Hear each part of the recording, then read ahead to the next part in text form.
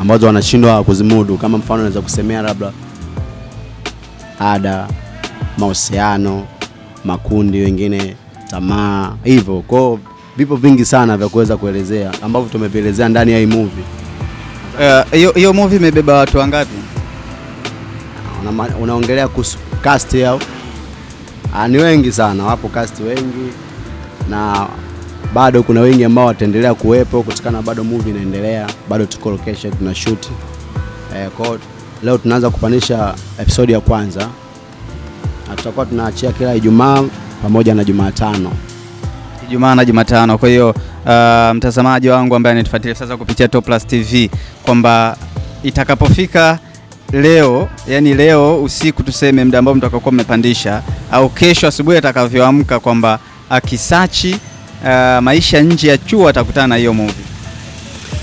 Yani kuanzia saa 10 kuendelea, akisachi anaweza kukutana na hiyo movie. Episode ya kwanza tayari iko hewani. Kwa hiyo na wanachuo pia wapo, watoto wale watoto wa chuo. Tumejaribu kidogo kuishi kwenye uhalisia, kwa hiyo tumechukua character ambazo zitaendana na uhalisia. Kwa wanafunzi wa chuo nao wapo, zipo cast nyingi. Nadhani ukiona utapenda. Pia tumeangalia sana kwenye upande wa kucast. Una kipi cha kumwambia anayetutazama hivi sasa kupitia Top Plus TV? Kitu ambacho naweza kumwambia ni kwamba kama anahitaji kuenjoy kuangalia movie nzuri ambayo inasisimua, inafurahisha na burudisha, basi asiache kuangalia maisha nje ya chuo, kwa sababu ni movie nzuri sana. Bado upo chuo? Hapana. Ulishatoka? Nilishatoka. Kwa hiyo ukitaka kucheza hiyo maisha nje ya chuo, kwenye zile utakazokuwa unacheza ndani, mtakazokuwa mnaelezea ndani wanafunzi jinsi wanavyoishi, na tunawajua mtaani watoto wa chuo, tunaweza kuita kama watoto wa chuo, hauoni kwamba wazazi watakuwa wanaona kile ambacho kinachofanya na watoto wao wakiwa chuoni? Na hicho ndio kitu ambacho sisi tumezingatia. Tunahitaji wazazi waone maisha ambao wanaishi wanafunzi wao, watoto wao wakiwa chuo.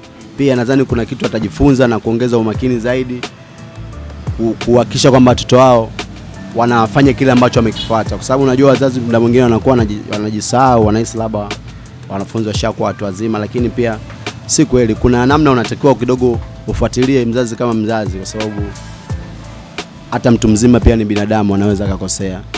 Kwa hiyo ukiwa makini na mtoto wako, basi kuna vitu ambavyo ukiwa unaona haendi sawa, unamweka sawa ili aweze kuwa perfect zaidi.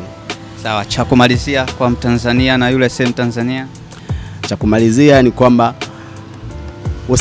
usikose kufuatilia tamthilia ya maisha nje ya chuo, kwa sababu utaenjoy zaidi na zaidi kuliko unavyofikiria. Ni movie nzuri sana.